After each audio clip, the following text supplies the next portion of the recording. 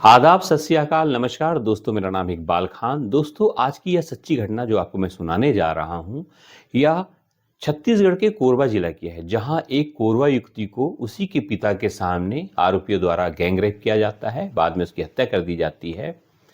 चलिए सुनाता हूँ आपको विस्तार पूर्वक यह कहानी। छत्तीसगढ़ के कोरबा जिले में 4 साल पहले 16 साल की पहाड़ी कोरबा नाबालिग लड़की से गैंग रेप के बाद उसकी हत्या कर दी गई थी।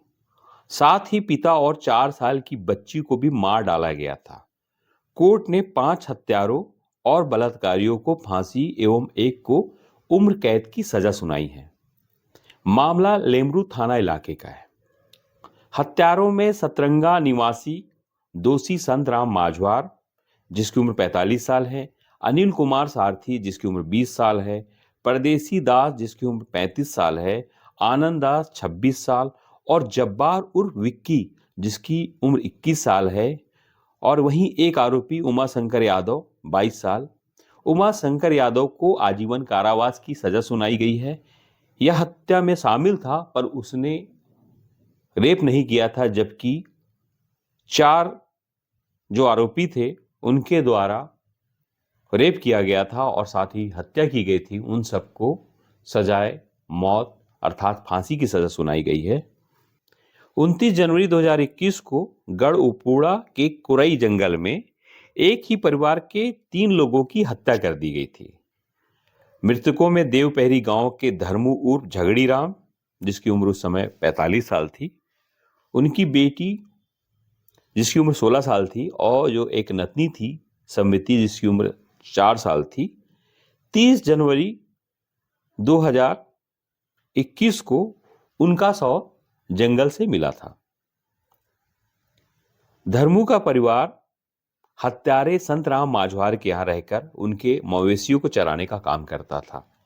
इसके एवज में 8,000 रुपये सालाना और हर महीने 10 किलो चावल देने की बात तय हुई थी, लेकिन संतराम माझवार ने 10 किलो चावल तो दिया, पर 8,000 की जगह जब उसने 6,000 रुपये दिया तो इस बात से धर्मू नाराज हो गया। उसका यह कहना था कि हम दोनों के बीच जो तय हुआ था वह 8,000 रुपये सालाना और 10 किलो चावल की बात थी।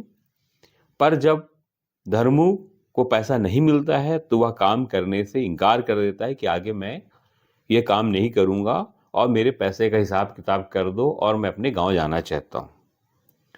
पैसे का हिसाब किताब करने के बाद वह अपने परिवार के साथ अपने गांव के लिए निकलता है। जैसे ही वह सतरंगा के बस स्टैंड की ओर पूरा परिवार चलता है, इसी बीच हत्यारा संतराम माझवार अपने साथियों के साथ वहां बाइक से आ जाता है और सबको बोलता है कि चलो मैं तुम्हें गाड़ी में बैठा के, बाइक में बैठा के तुम्हारे गांव में छोड़ दूंगा। उसी में से एक आरोपी धर्मा की पत्नी को बैठा लेता है बाइक में और पहले निकल जाता है। वह धर्मू को रास्ते में रुकता है, उसे शराब पिलाता है। फिर साजिश के तहत नाबालिग बेटी से बारी बारी से सभी आरोपी रेप करते हैं।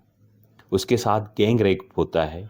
धर्मू के सामने ही नाबालिग के साथ रेप होता है, रेप किया जाता है। वारदात के बाद उसकी डंडा और पत्थर से हमला कर देते हैं उसको, और वही उसे मरा समझकर छोड़ देते हैं। और बाद में फिर पिता और नतिन को भी पत्थर से मार डाला जाता है और वे मार कर वहां से चले जाते हैं। जब धर्मू और उसके बेटी और जब नतिन घर नहीं पहुंचते हैं, तब परिजनों ने संतराम से पूछते हैं कि तुम तो उसे लाने वाले थे, कहाँ हैं उन लोग? तो उसका कहना होता है कि गांव के पास ही मैं छोड़कर चला गया था। 4 दिन के बाद परिजनों द्वारा पुलिस में इसकी शिकायत की जाती है। पुलिस संतराम को हिरासत में लेती है, उससे पूछताछ करती है। कुछ देर के बाद जब कड़ाई की जाती है तो वह टूट जाता है, कबूल लेता है कि उसने उन सब की हत्या कर दी है। और उसी के संतराम के बताए हुए जगह पे जब जाती है पुलिस, जंगल में जाती है, तो वहां से फिर 3 लाशें मिलती हैं और सभी आरोपियों को पुलिस जेल में भेज देती है। होता यह है कि संतराम माझवार जब धर्मू को अपने यहाँ रखा था मवेशी चराने के लिए, और जब पैसा नहीं देने पर वो जो नाराज होता है धर्मू, वो अपने घर जाना चाहता है, तो उसको बर्दाश्त नहीं होता है कि वो कैसे घर चला जा रहा है इस काम को छोड़कर, इसलिए वो बदला लेने की भावना से उसकी हत्या भी करता है। उसके नाबालिग बेटी के साथ गैंग रेप भी किया जाता है। यह मामला कोर्ट में लगभग 4 साल चला और मंगलवार 21 जनवरी 2025 को इस केस का फैसला आया, जहां कोर्ट ने 4 आरोपियों को फांसी की सजा सुनाई और साथ ही एक आरोपी को उसने पहाड़ी कोरवा, जो कि धर्मू की जो जाति थी, धर्मू उस समाज से आता था, छत्तीसगढ़ की एक विशेष पिछड़ी जाति है। ज्यादातर यह जाति कोरबा जिले के पहाड़ी और जंगली इलाकों में रहते हैं। अभी भी इनका रहन सहन आधुनिकता से दूर है। दोस्तों, अगर ये कहानी आपको पसंद आए तो कृपया लाइक चैनल सब्सक्राइब करें, और अगर कहानी सुनकर आपके मन में कोई भी विचार आ रहे हैं तो जरूर कमेंट्स करके बताएं। कहानी सुनाने का उद्देश्य किसी की भावना को आहत नहीं करना है, ना ही किसी को दुख पहुंचाना है। मिलते हैं एक नई कहानी के साथ। नमस्कार, जय हिंद, जय भारत।